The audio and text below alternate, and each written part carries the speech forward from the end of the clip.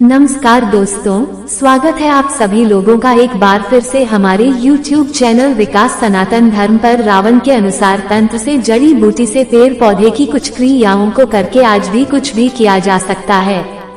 तकदीर बदला जा सकता है, भाग्य चमकाया जा सकता है। आज के वीडियो को ध्यान से देखना। रावण संहिता की आज मैं आपको कुछ जानकारी बताने वाला हूँ। रावण न केवल एक महान विद्वान पंडित था, बल्कि वह एक ज्योतिष और भगवान शिव जी का परम भक्त। रावण अपने 10 शीशों के कारण आज भी जाना जाता है दोस्तों, जिसके कारण उसका नाम दशानन पड़ा है। रावण ने ही शिव तांडव स्तोत्र और शिव संहिता की रचना की है। आज जो आप शिव तांडव स्तोत्र का जो गान करते हैं, भगवान शंकर को प्रसन्न करने के लिए, वह रावण के द्वारा ही रचित है। रावण संहिता में रावण के धनवान होने के राज सहित ऐसे कई तंत्र मंत्र के बारे में भी लिखा है, जिससे गुप्त और गड़ा धन आपको बहुत आसानी से मिल सकते हैं। ये बात रावण संहिता में है, जिसमें रावण ने उसके धनवान होने का राजपूतन प्राप्ति के अचूक व शक्तिशाली उपाय बताए हैं। ससुर के सम्राट होने के बावजूद भी रावण के एक महाज्ञानी पंडित, शास्त्रों में पारंगत था। दुनिया में ऐसा कोई भी व्यक्ति नहीं जो कि रावण को ज्ञान में परास्त कर दे। माना जाता है कि जो जितने भी सौर मंडल की संपूर्ण ग्रह है, ये रावण के इशारों पर चलते थे। कोई भी ग्रह रावण के विरुद्ध कार्य नहीं कर सकता था। तो आप समझ सकते हैं कि रावण कितना बड़ा ज्ञानी था, कितना शक्तिशाली था। यहाँ तक कि मेघनाद के जन्म के पूर्व, जब वह अपनी माता मंदोदरी के गर्भ में था, तब रावण ने उसे अमर बनाने के लिए सभी नक्षत्रों को एक स्थिति में ला दिया था।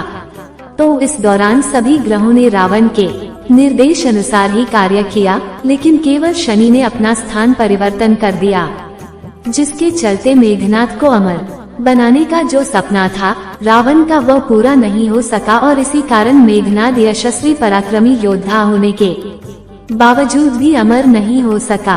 भले ही महापंडित रावण को रामायण का नकारात्मक पात्र माना जाता हो, लेकिन माता सीता का हरण रावण ने अपनी जिंदगी की सबसे बड़ी भूल करने के कारण की थी। और यह भी कहा जाता है कि रावण जानता था कि जो प्रभु रामचंद्र जी है, वह भगवान विष्णु जी के अवतार हैं।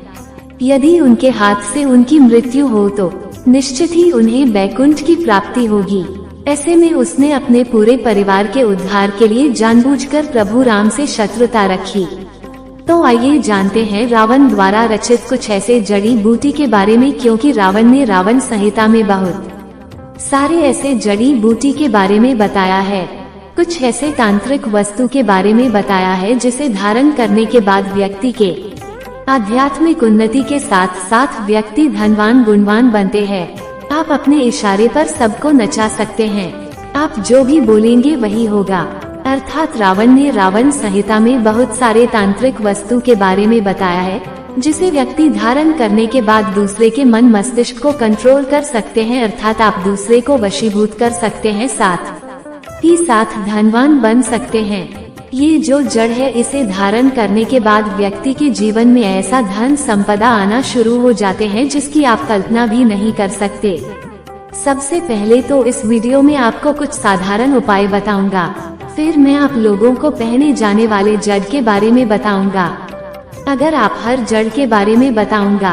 अगर आप हर काम में लाभ पाना चाहते हैं, तो रावण संहिता के अनुसार किसी भी काम में सफलता न मिले तो दूर्वा घास का आप उपाय कर सकते हैं। सफेद दूर्वा आपको लेना है और उसमें कपिला गाय यानी कि सफेद गाय के दूध के साथ आपको उसे पीस लेना है। इसके बाद इसका तिलक आपको लगाना है। कहीं भी आपको जाना है तो देखना आपको उस कार्य में सफलता बिल्कुल ही मिलती है। ये वशीकरण का काम करता है। आगे बढ़ने से पहले आप सभी दर्शकों से छोटा सा निवेदन करेंगे। अगर आपने अभी चैनल की सब्सक्राइब नहीं किया है तो जल्दी से सब्सक्राइब कर लें।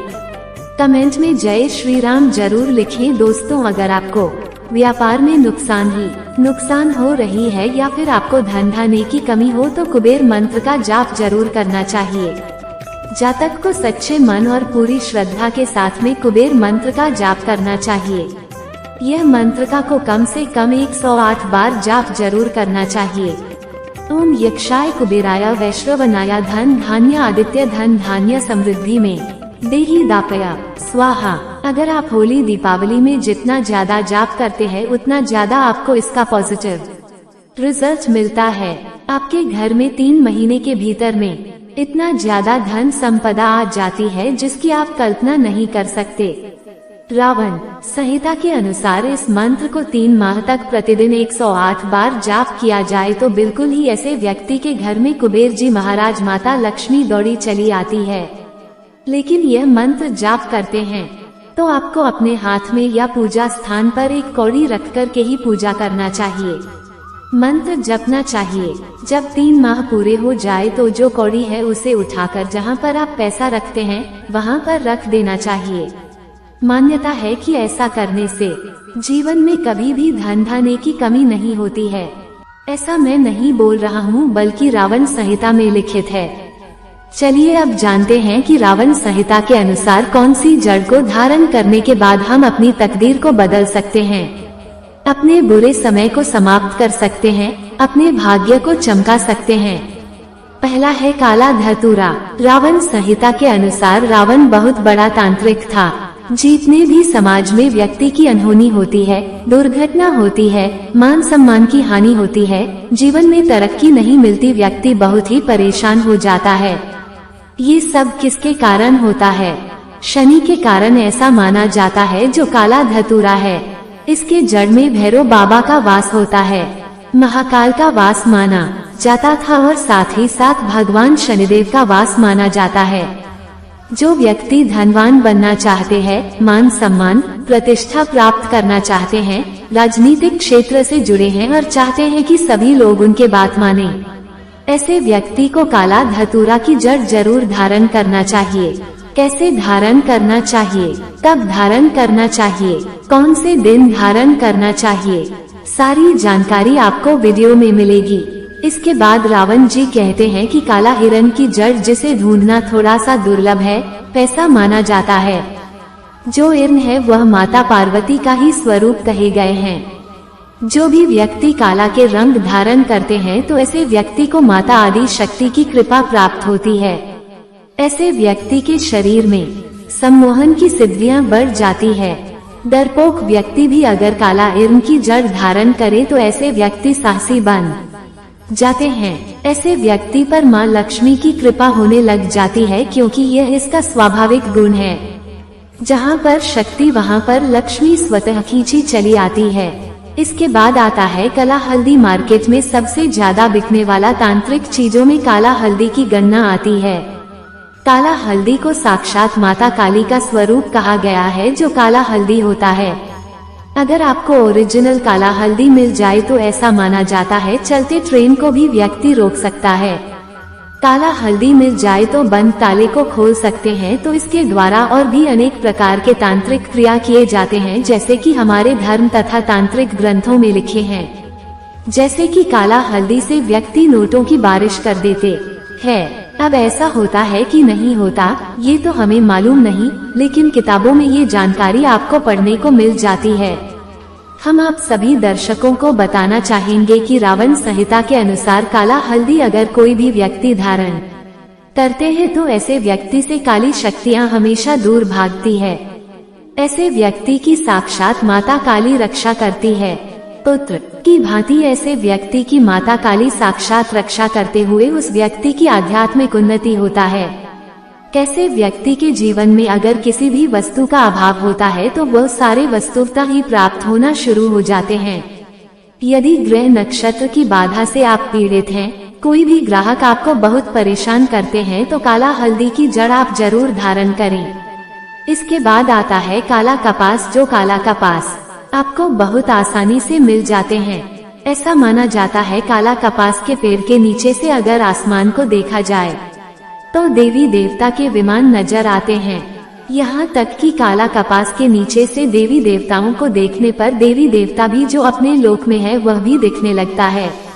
ऐसा हमारे कई तांत्रिक किताबों में देखने को मिलता है, लेकिन इसे रवि पुष्य नक्षत्र में देखना होता है। काला कपड़ा धारण करने के बाद क्या बेनिफिट मिलता है? इससे आपको देवी लक्ष्मी सिद्ध होती है। देवी सरस्वती सिद्ध होती है और आदिशक्ति जिसे हम माँ पार्वती बोलते हैं, तीनों महाशक्ति सिद्ध होती है। इनके जड़ में तीनों का वास माना जाता है। ये बहुत ही प्रबल कहे गए हैं। तो चलिए जानते हैं कि इन जड़ों को किस प्रकार धारण करना होता है। तो कोई भी शुभ मुहूर्त एक दिन पहले, ये जो हमने अभी जितने भी जड़ बताए हैं, ये सब पेड़ पौधे को आपको निमंत्रण देकर के आना होता है। एक दिन पहले शुभ मुहूर्त है, जैसे दीपावली है, होली है या कोई त्योहार आ रहा है, तो शुभ मुहूर्त में एक दिन पहले आपको इनको निमंत्रण देकर के आना होता है। इसके लिए आपको पीले चावल रखना है, आपके पास 5 अगरबत्ती रख लेना है और एक आपको नारियल रख लेना है। इसके बाद आपको अगरबत्ती जलाना है वहाँ पर, इसके बाद नारियल वहाँ पर आपको भेंट कर देना है। जो भी पेड़ पौधे की जड़ लाना चाहते हैं, जैसे कि आप काले धतूरे की जड़ लाना चाहते हैं, तो वहाँ पर नारियल आपको भेंट करना है, अक्षत आपको चढ़ा देना है और आपको प्रार्थना करना है कि है वृक्षराज में आपकी जड़ का प्रयोग करने जा रहा हूँ। इस कार्य के लिए कार्य में बोल देना है धन प्राप्ति शनि के जो कुदृष्टि उनके बचाव करने के लिए, अपने आत्मा कल्याण करने के लिए इस प्रकार से प्रार्थना करें। इसके बाद आप उन्हें बोलना कि कल मैं प्रातः काल सूर्योदय से पहले आपको ले जाने आऊंगा, कृपया आप मुझे अनुमति दें। इस प्रकार से प्रार्थना कर लेना है और आपको फिर सुबह प्रातः काल स्नान करके जाना है और इसे आपको खनन करके ले आना है। लेकिन ध्यान रहे, आपको खुद आल या फिर लोहे की वस्तु है, उससे आपको खनन नहीं करना है। लाने के बाद आपको इसे सर्वप्रथम गंगाजल से दूध से स्नान करा देना है। कुमकुम, रोली, अक्षत जैसे देवी देवता को पूजा करते हैं, उसी प्रकार से इसकी पूजा करनी है। उसके बाद इसे चांदी के ताबीज में डाल कर के पहनना है। मैं चांदी की ताबीज क्यों बोल रहा हूँ? क्योंकि चांदी के ताबीज जो होता है वह शीतल होता है, यह आपको नकारात्मक प्रभाव से बचाता है। तो आपको चांदी के ताबीज में इसे डालना है। और पहनने का जो दिन होता है बुधवार और शनिवार, ये 2 दिन हमारे धर्मशास्त्रों में कहे गए हैं। तो बुधवार और शनिवार के दिन आप इसे धारण कर सकते हैं। धन्यवाद दोस्तों।